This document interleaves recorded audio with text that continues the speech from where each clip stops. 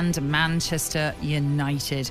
United aiming to reach their third domestic cup final under Erik ten Hag's watch as they face a Coventry side who have already ousted Premier League opposition in their cup run. It's been a tough second season for Ten Hag as United have fallen well behind the top four race and face a challenge to confirm European football for next season. So how much of Ten Hag's future rests on this game? Let's bring in someone who works for talkSPORT, our senior football correspondent, but very much a fan going to Wembley today. Alex Crook, good morning. How are you doing? How are you feeling about this game?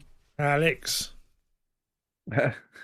Good morning. More anxious than I should be when Manchester United are playing a championship side. And I think it speaks volumes about just how far they've fallen this season, that Coventry City are a shorter price with the bookmakers to beat United than Chelsea were to come out on top against Manchester City yesterday, which is extraordinary, really.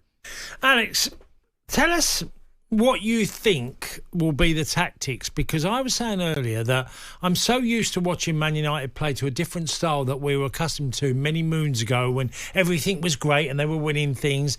But in the last year or so, I've watched United be a counter-attacking team that suffer a lot of pressure, but that can't happen against Coventry.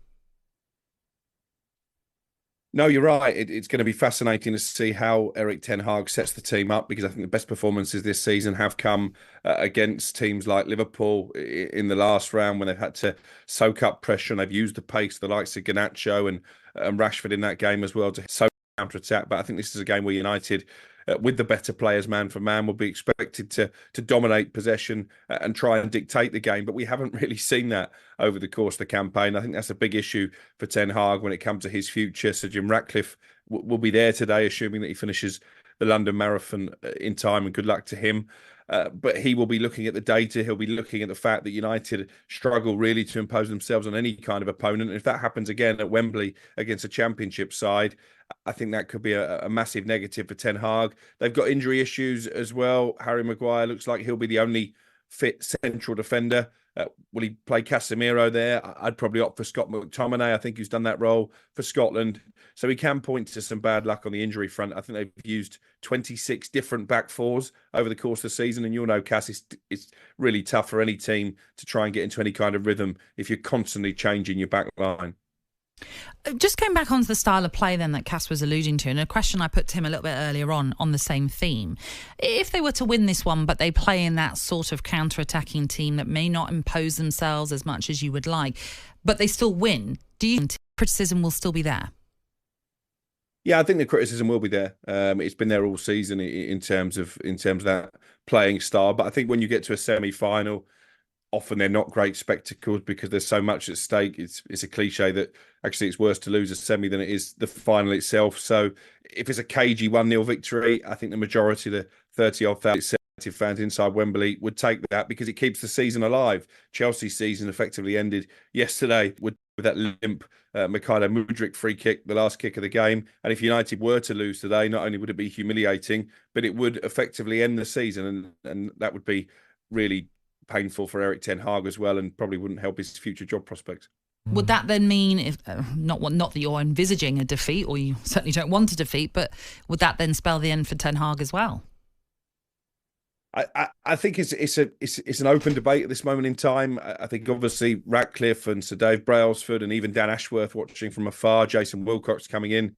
We know now as the new sporting director, I'd imagine he might well be there today, technical director, I should say, that they're going to be making their judgment. But the issue they've got, and I think Liverpool is suffering a bit from this as well, who do you bring in? Those elite managers just aren't out there in time. The two front runners appear to be Graham Potter and Gareth Southgate. But I think if you did a straw poll amongst the United fans travelling to London today and said, would you hire Potter, would you hire Southgate, or would you stick with Ten Hag for one more year? I think probably Ten Hag would come out on top. Now, that's not necessarily because people think he's a genius manager. I think he's got a lot wrong this season.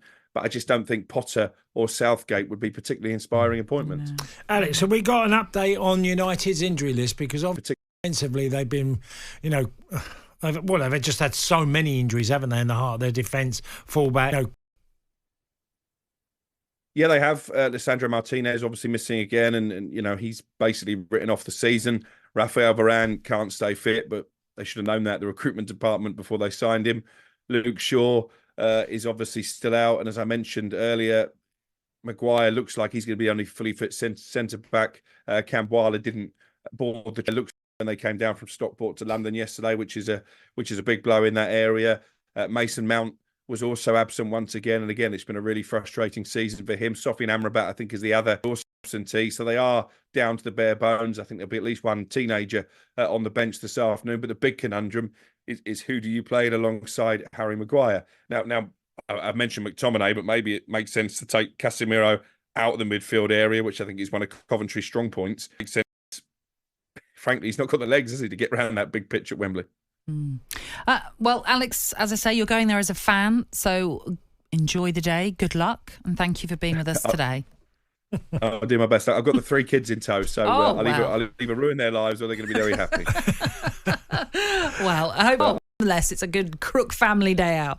Alex, thank you very much. I mean, he posed the interesting question there about Casemiro. And what does Erik ten Hag do with him? Does he keep him in midfield? Does he slot him into a central defensive role to help out Harry Maguire? Or does he stick with someone like a Scott McTominay, who has done that before with Scotland, as Alex was telling us earlier on as well?